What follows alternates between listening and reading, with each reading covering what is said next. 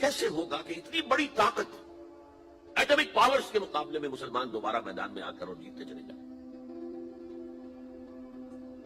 मेरा गुमान ये है वल्लाहु आलम, इस पूरे मामले का सारा जो है एरीना जो है वो है मिडल ईस्ट, यूरोप, जिसमें हदीस में आया है कि रूमी ईसाई 80 झंडों तले तुम पर हमला करेंगे और हर झंडे के नीचे 12,000 फौज होगी, 10 लाख।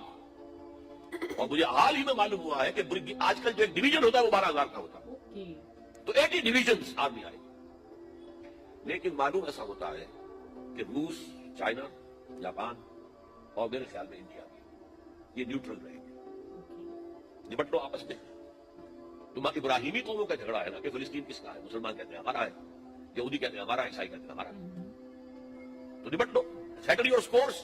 लेकिन कोई वेपन्स ऑफ मास डिस्ट्रक्शन इस्तेमाल न हो, अगर वो हुए तो फिर हम मैदान में आ जाएंगे। मेरा गुमान ये है कि वेपन्स ऑफ मास डिस्ट्रक्शन इस्तेमाल नहीं कर सकेंगे और फिर जंग के अंदर मुसलमानों के साथ जीतना उनके लिए मुमकिन नहीं। जिनको बहुत अजीज है मुनहसर मरने पे हो, जिसकी उम्मीद ना उम्मीदी उसकी देखा चाहिए, और वो मरने को तैयार नहीं है। वो तो 40,000 फुट की बुलंदी से देसी कटर फेंक सकते हैं, नीचे नहीं आएंगे। और जब नीचे कुछ उतरे थे तो जो हशर किया था, तो जो बात कही थी रमसफेल्ड ने, वेरी टेनेशियस फाइटर्स, ये अफगानिस्तान अफगान वाले जो है ये तो चिमट जाने वाले हैं, ये ऐसे जंगजू हैं, इनसे जान छुड़ानी मुश्किल है। सही बात है, जिनके लिए मौत सबसे बड़ी कामयाबी है। शहादत मतलूब मकसूद मोमिन तबाले गनीमत मुसलमानों का मुकाबला कर सकते शहादत ही सब कुछ। ये है मेरा गुमान वल्लाहु आलम। बहरहाल पहला मरहला किसी अजमी मुल्क में जो मेरे नजदीक पाकिस्तान और अफगानिस्तान पे मुश्तमिल होगा, खिलाफत का निजाम पहले आएगा, फिर यहां से फौजें चलेंगी, हजरत मेहदी की हुकूमत कायम करेंगे, फिर हजरत मेहदी जो है वो जिहाद करेंगे, क़िताल करेंगे, और इस क़िताल के आखिरी मरहले पर हजरत ईसा अलैहिस्सलाम निदाफिल हो जाएंगे, और गालिबन उनके जरिए से फिर जितना इलेक्ट्रॉनिक इनका हिसाब किताब है वो खत्म हो जाएगा। हुजूर ने फरमाया उनकी आंखों में ऐसी तासीर होगी जहां तक निगाह जाएगी यहूदी पिघल जाएंगे, कोई बहुत बड़ा लेजर होगा। और जाहिर बात है कि इनके ये हथियार जो है इनका मुकाबला तो मुसलमान नहीं कर सकते, और ना अभी आप कोई 100 बरस भी ये सोच सकते हैं कि कोई मुसलमान कोई कितनी तरक्की कर सकता है कि उनके मुकाबले में पहुंच जाए हथियारों के मामले। तो ये असल में जो शख्स सरापा मौजूदा था, हजरत ईसा जो है सरापा मौजूदा, पैदाइश मौजूदा, आसमान पर उठाया जाना मौजूदा, खल्क़े हयात, बनाया मिट्टी का परिंदा, फूंक मारी उड़ने लगा, इहयाए मौता, मुर्दा को कहा उठो कुम बिल्लाह, उड़ गया, चलने लगा, मादरदार अंधे के आंख पर हाथ फेरिया, उसको आंखें अल्लाह ने दे दी, कोढ़ी के जिस्म पर हाथ फेरा और कोढ़ साहब, इससे बड़े मुझसे तो किसी को दिए ही नहीं गए। सरापा मौजूदा, वही आकर आखिरी जो भी होगा मामला उसके अंदर हजरत ईसा की मौजूदाती शख्सियत जो है दर हकीकत वो फैसला करती है। मेरे नजदीक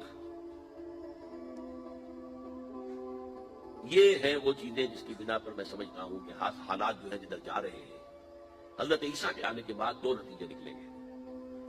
ईसाइयों का मजहब खत्म हो जाएगा। अच्छा, हदीस में आया है कि ईसा आएंगे, यकसुल सलीब व यकतुल खिंजीर, सलीब को तोड़ देंगे। क्या मतलब? कहा तुम सलीब उठाए फिर रहे हो, मैं सलीब किया ही नहीं गया, ये सब तुम्हारा एक मनगढ़ंत किस्सा है, मुझे तो अल्लाह ने पहले उठा लिया था। वमा क़तलूहु वमा सलबूहु, सलीब ही पर खड़ी हुई है ईसाइयत सारी की सारी, और खिंजीर को कत्ल कर दी। खिंजीर तुमने कैसे हलाल कर दिया अपने लिए? कभी इस्लामी शरीयत के अंदर मूसा की शरीयत में हराम था, वही मूसा की शरीयत में तुम्हें देकर गया था। Don't think I have come to destroy law, ये लॉ तुम पर नाफिज रहेगा। गोया कि ईसाई मजहब खत्म होकर इस्लाम में मुंतखब हो जाएगा। यहूदी एक खत्म कर दिया जाए। यहूदी क्यों इस अंजाम के मुस्तहिक हैं? अल्लाह का पुराना कायदा चला आ रहा है, जिस कौम की तरफ किसी रसूल को भेजा, अगर कौम ने बहस के मजमूई रसूल का इनकार किया वो हलाक कर दी। कौम नूह हलाक हुई है नहीं, कौम हूद आद हलाक हुई है नहीं, कौम समूद जिनकी तरफ हजरत सालेह भेजे गए, कौम शुएब, अबूरा सदूम की बस्तियां, आले फिरौन, यहूदियों की तरफ हजरत ईसा को रसूल बनाकर भेजा गया था, इन्होंने रद्द कर दिया।